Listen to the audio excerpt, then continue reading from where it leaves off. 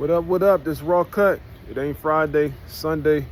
It's been a lot going on out here in Colorado right now. Been up here for a week for my daughter's softball tournament, TCS Sparkler. Big recruiting event, big softball tournament, teams from all across the world. I mean, it's probably some international teams here too, but a lot of Cali, Texas, Georgia, a lot of shit. There's a lot of Vegas teams here too as well, but being pretty much over like thousands of teams from different age groups, 10, 14, 16, and 18. A lot of coaches, seen a little bit of everybody. I mean, who's who? LSU head coaches, UCLA, Alabama, Texas Tech, everybody. But anyway, just seeing the talent that's been out here. There's a lot of things to be said. There's multiple videos to be made and probably will be made going forward. But one thing I want to touch on now is just like player development, how that can help on recruiting. Just being out here, you can see the different levels it is between certain players, certain teams. You see like just their stature. A lot of these girls, they still look young in a sense, like body frame wise, they still look frail, and others look like grown women or like real jacked or real stout.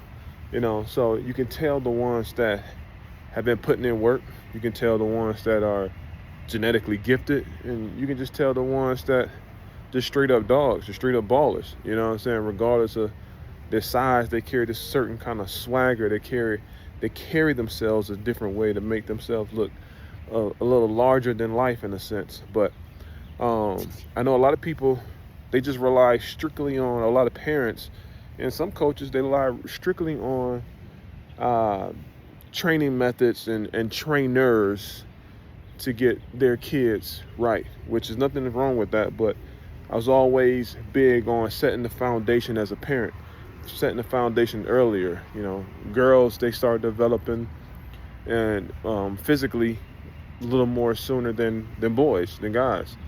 So they can start doing certain things, in my opinion, especially weight-bearing activities, a little sooner. I'm always, when you turn 13, that's when we touch the weights, like consistently. You can play around. Like I got a 9-year-old. She picks up a 5-pound weight every now and then, does like some snatches, or look, I can lift this, but it's not like a full-blown workout or anything with weights. She's doing more speed, agility, coordination, balance, body weight type things. But when they get 13, they can, I seen kids go younger, but me personally, I don't subscribe to that. But I do subscribe to them being on a training regimen while they're younger. Again, like my 9-year-old, she does things. And it shows, she's the biggest in her age group. And part of that is genetics, but also as far as like strength, speed, just the ability to move and coordination, be able to run and jump, for flag football, just different things like that. It plays into factors and balance, injury prevention. But yeah, you can see like a lot of these 13, 14, 15, 16-year-old girls, they walking around, they pretty jacked. They're not some skinny, typical cheerleader sized girls that you see. You'll see some teams that's like that. But a lot of people, they don't put their kids through that regimen early on, probably because they may not be on a program themselves. They may not know. But also it's just they send them to people that they see on maybe Instagram, or they see or referred to by somebody that got them doing a bunch of bull. Everything isn't for everybody, so a lot of times you will see these. I see all kind of craziness on Instagram, people doing things that I just like, whoa, like you kind of tear these kids' joints up. No wonder, especially like for basketball and football, like no wonder these kids are always banged up and having these soft tissue and ligament injuries. They got them doing all these things that maybe they think look cool on Instagram, and to the average eye that don't really know training like that and what effects that it does to the body, they think that's cool. I think that's going to be beneficial because it just looks good for a second, that they see scrolling on Instagram, and then they want to sign their kids up for them, and they go take them there, and they got them doing all this elaborate things that's really not beneficial or conducive to what they want to do. But really, I mean, you got to like start the foundation early. Like my thing was, I'm not really big on youth squatting, with the barbell on their back, and deadlifts, pulling it from, if you're not bodybuilding, or if you're not a power lifter, it's really, even bodybuilding, I mean, it's really, you can do without it. But if you're not a power lifter, there's really no real point of doing real heavy, incorporating that into your workout every day, or, in a sense. It's good to know how to do it. And that's where my standpoint I come from. Because when my kids get older, I don't know if they're going to have, I mean, they didn't this year, but then who knows if they would have like a weight program in high school. When they go to college, if they get put on, they're going to have strength and conditioning coaches there that's going to put them through workouts. I want them to have the basics and the foundations of how to do those things now. So when they get there, that's not their first time being exposed to it. And, it reduces the risk of injury. It reduces the risk of messing them up structurally, for the long run. At least they'll have the technique. They'll have the comfort of knowing what they can lift and what the ability to lift. And they'll know how to listen to their body, They'll know if a weight feels off. They'll know when to stop or when to push themselves to a certain extent, I mean, they still got a lot of growing to go, but they got a lot of growing to go, like mentally and physically, and, and just experience in that space of training and lifting. But at least they'll know. I mean, so we do squats with the barbell on the back. We do deadlifts, bench press, and all these different things periodically. Like it's not a part of our normal training, but we do them so they can have the proper technique, the proper form, the proper comfort level, and it's also good for the ego. They can see where, like, oh man, I can do this, so they don't have to try to go in there and ego lifting with friends, or they see something on Instagram and they go try and mess around and mess themselves up and hurt themselves doing something stupid. So I mean, say all that to say, that's just for that, that's just one piece of it. The rest of the time, we still got our weights, we still doing different things, we got it structured, push days, chest, shoulders, arms, anything that you kind of pushing the weight, pushing resistance. Then we got our pull day, typically like the back and triceps and shrugs, anything that you end up doing a pulling motion with. Then we got legs, plain and simple. You got leg press, lunges, leg extensions, squat jumps, different things like that. And then we also incorporate a lot of footwork in there, conditioning, incline run. Most of the time we always start off with a mile run on the treadmill on like a 1 to 5% incline, speed from 5 to 8 speed, mile per hour, just different things like that, 3 to 4 times a week, because the rest of the time they may be going to practice, they may be doing other things, but it's just necessary to the level that they're trying to get to, the level that they want to be at.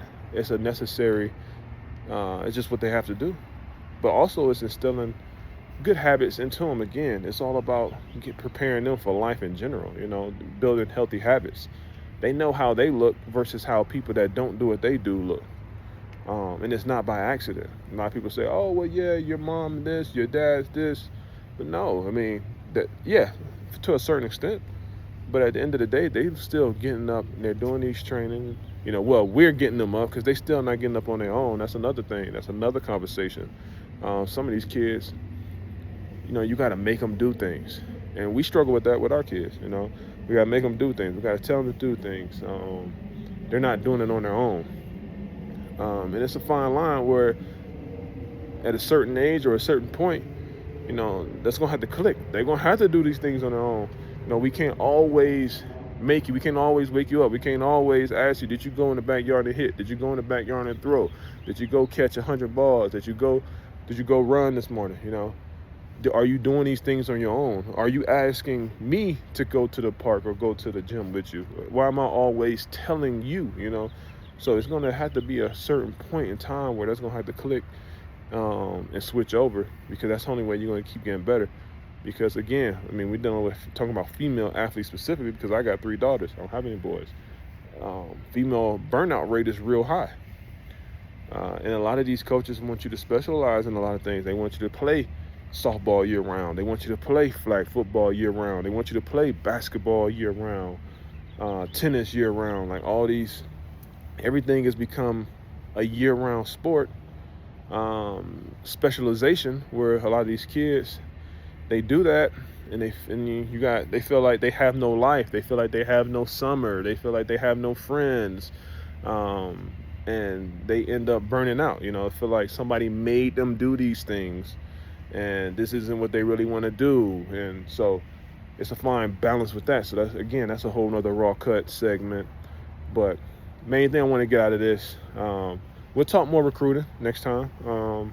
May even have some coaches on here, or some other people on here that we can do a whole podcast on, recruiting and youth training. But just wanted to bring that to the attention of, make sure that you're not just blindly following Instagram shit, Like, it's a lot of, plain and simple, it's a lot of bull out there.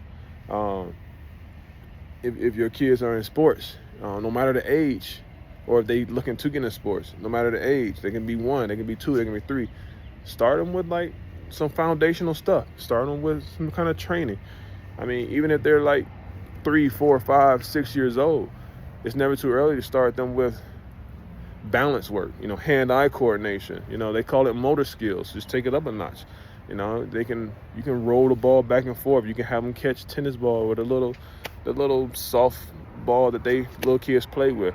You can have them do memory things. Training in mind. It's not always just physical. Seeing how high they can jump or far they can jump. Get them proper running form. Like, can you stand on one leg for 10 seconds? All right, can you stand on the other leg for 10 seconds? Can you hold a plank? These are things that a 3, 4, 5-year-old, 6-year-old can do. Like, these are little things that'll help them just functionally to be able to move as a kid, to be able to go outside and play. When they go outside and they jump out of the climb a tree and jump down, are they landing properly? A lot of kids may be clumsy, they land funny and roll an ankle, break an arm or something. So these are all things that they're going to do in their normal day-to-day life as a kid. So it's only going to enhance that, allow them to play more and have more fun, whether that's outside or in sports or whatever it is. And then as they get older, you can start introducing more resistance styles training, hill sprints, push-ups, pull-ups, sit-ups, again, holding a plank, lunges. Lunges is probably the best workout that anybody can do, kid, adult, anything. Lunges, and moving your body weight, jumping jacks, keeping your heel off the ground, being quick and reactive, explosiveness, different things like that. So just stuff to think about, especially if your kids are in sports and getting a little older. Start building that foundation now.